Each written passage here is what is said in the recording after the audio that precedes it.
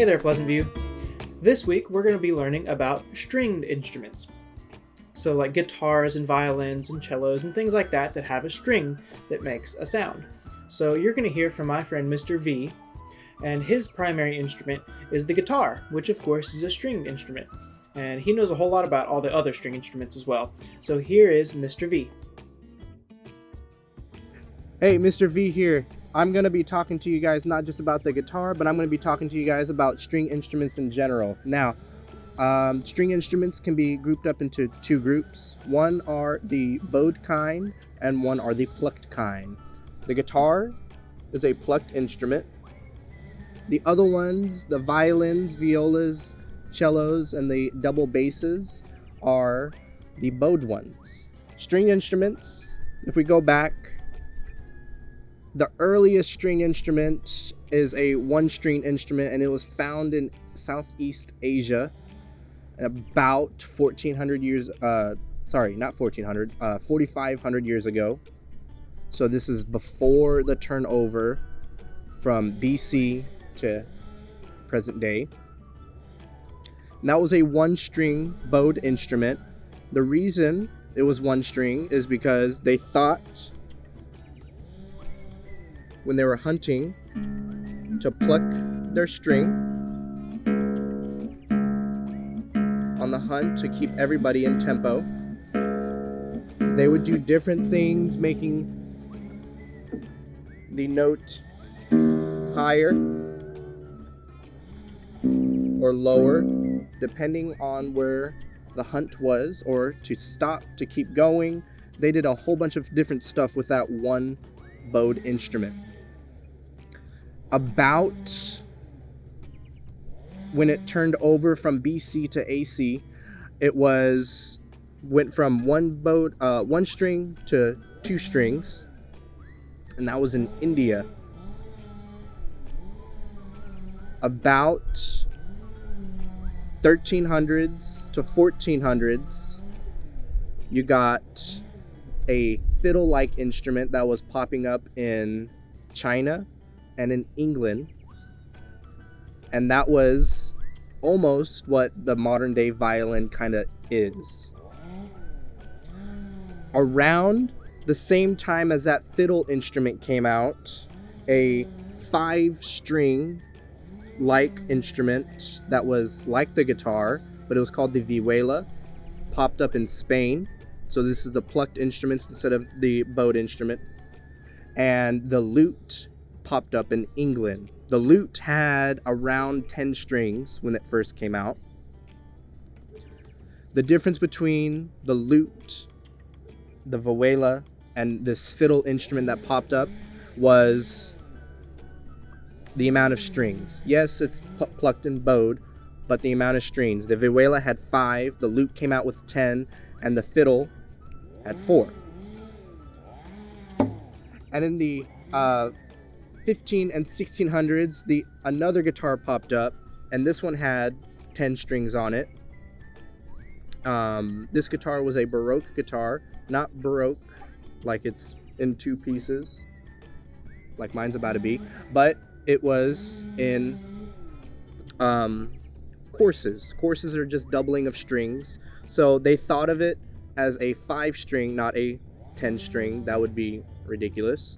The lute added some 6 odd strings, so now the lute's looking at around 16 strings. With the lute, they just wanted to get a bigger sound, and they wanted to play more music on it, so it just kept on adding strings going towards you, which gets lower. After the Baroque guitar, you started seeing smaller scale, which was the guitar. It was about this big. From here to here would be condensed down from here to here. And this guitar pretty much takes us through the classical era from around 1600 to 1750. In 1750, in Spain and in South America, comes the birth of this type of guitar with Andres Segovia and Francisco Tárrega. Those two people in the late 1700s, going into the 1800s and on, made the guitar how it is today. Now, this guitar is a classical guitar. You play it with your fingernails. Mr. Timmons and I have played a different type of guitar, one that you plug into an amp. Those are electric guitars. Those became very popular in the 1900s, around the 1950 and on. Another type of guitar that is similar to this one is called the steel string. You hear that one on the radio a lot. I'm going to play a little bit so you can hear. Usually, you use a footrest to prop up your leg when you play. But I have this thing. This thing is a magnetic guitar rest, and it just sits on my leg and it props my guitar up so I can play it correctly. So, to play the guitar, you can either grow out your fingernails like I did, only on this hand, short nails, or you can use a pick. Way easier to use a pick. Your left hand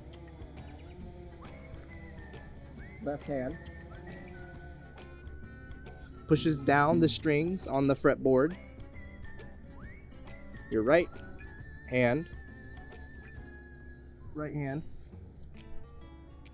if you have a pick, will either pluck the string or strum the strings.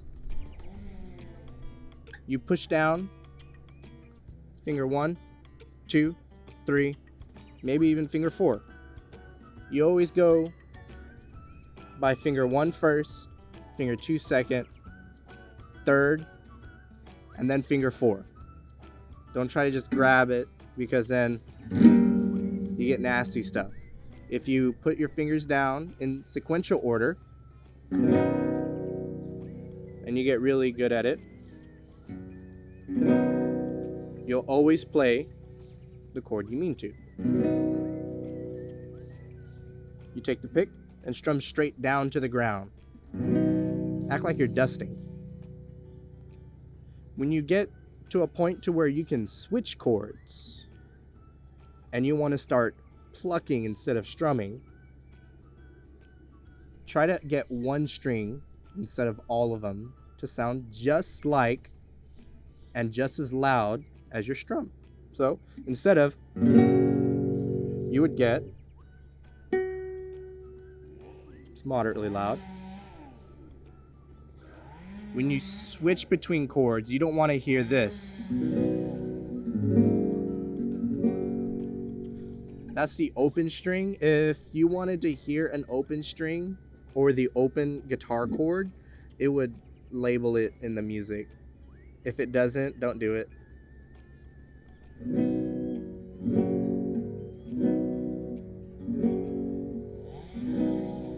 Always think about where each finger goes before placing it, and place in sequential order.